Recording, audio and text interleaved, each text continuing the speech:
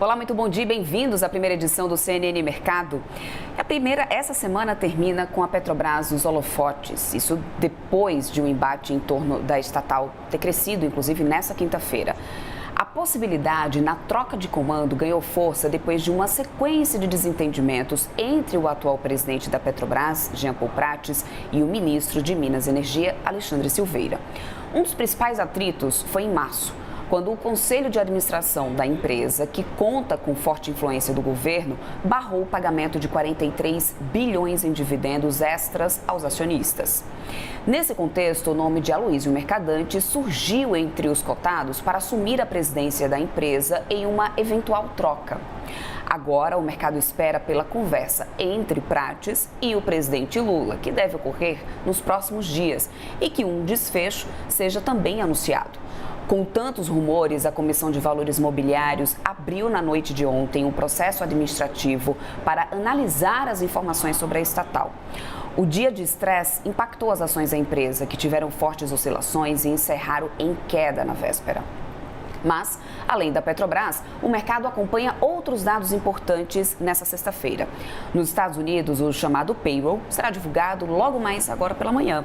O indicador do mercado de trabalho no país será importante para reforçar as expectativas pelo corte de juros no país. Ontem, os dados de auxílio-desemprego vieram acima das expectativas e surpreenderam o mercado. Mas a resiliência da economia norte-americana alimenta o ceticismo.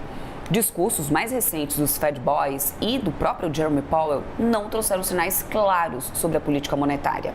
Enquanto isso, aqui no Brasil, é o Banco Central que divulga dados sobre o resultado primário do setor público. O número é importante para o cenário fiscal aqui do país.